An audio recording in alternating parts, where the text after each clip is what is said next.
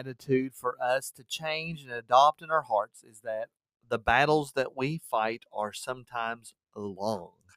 The battles that we fight against the enemy, which is Satan, the flesh, and the world system, those battles that we fight are oftentimes very long. Sometimes there's quick victories, like the Israelites had over Jericho. They circled the city, it fell, the walls came tumbling down, and they went in and took over. So sometimes they're quick like that, but the battles sometimes are very long against our flesh or very long against the world system that's built into us and around us, very long against the demonic worlds. Sometimes the battles just are very long.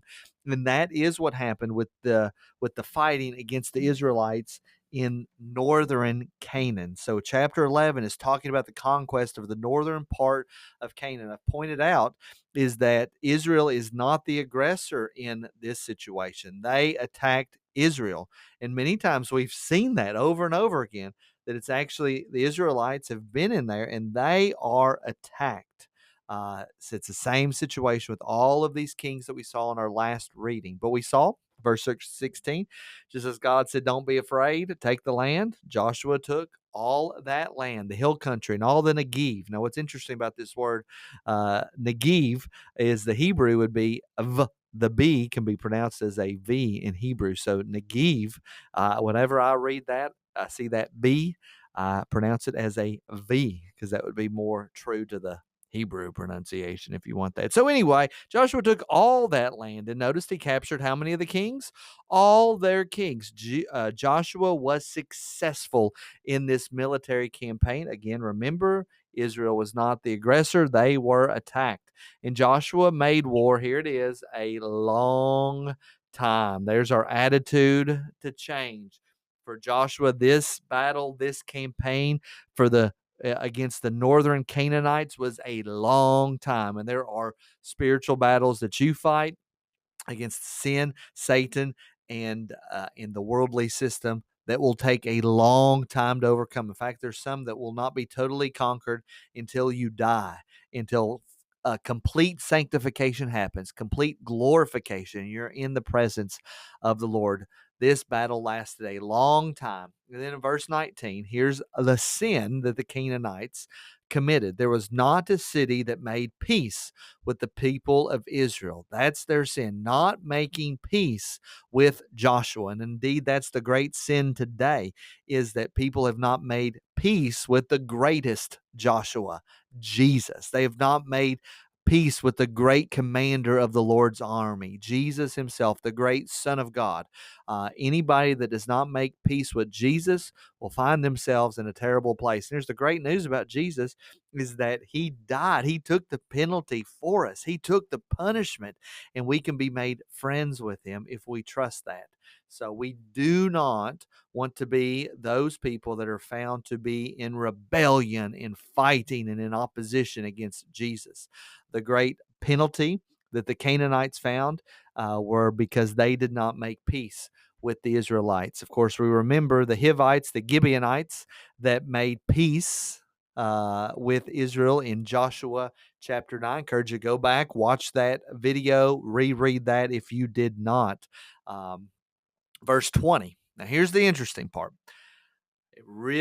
There's always this great discussion in our minds about God is absolutely, positively, he's in charge of everything. He is the Lord of the universe. He's the Lord of this world. He's the Lord of this, of my life and of everything that happens. Nothing happens apart from the Lord's observation and his approval.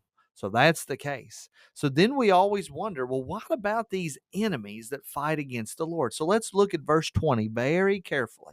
Verse 20 says that Joshua, or leading up to it, verse 19, Joshua took them all in battle. So the Israelites took them all in battle. Why? Because it was the Lord's doing to harden their hearts. So that is a attitude that we need to get into our mind, is that the Lord got to a point that he hardened the Canaanites' hearts.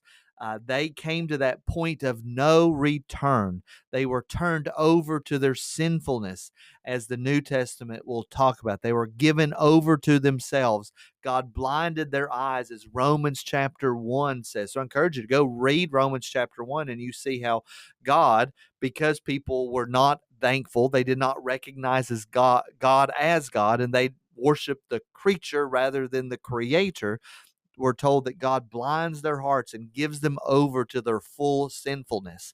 This is what happened to the Canaanites. They were turned over to their hard hearts. God actively hardened their hearts. And then the sin that they did is that then they came against Israel in battle. What is the main reason that they were destroyed? Is because they did not make peace with Israel in verse 19, and because they fought against Israel. That is why they were devoted to destruction. That is why they received no mercy, is because they chose not to make peace with Israel, and they chose to attack Israel. But here's what we'll all say: but the Lord hardened their hearts.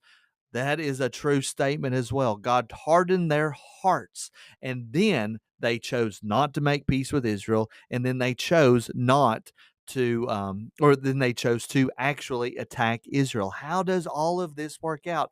I don't know. You don't know. We don't know, but we know that people come to a point, particularly if you read Romans 1 and you read this section here, people come to a point in their lives where they're given over to their hardness of heart. They're given over to their total sinfulness, and they have gone beyond the point of no return. They've gone beyond that point of no mercy. And may we ask God to give us grace that we never get into that spot where we are not making peace with the Lord of the universe, that we are actively attacking him and his plan. We never want to be in that spot. We need to be begging the Lord that he would not ever put our friends and our families in such a state, that he would be they would be so merciful and so gracious and so kind to them. God is in charge of all, of course, but the blame for sin, the blame for wickedness lands where? Does it land in God's lap?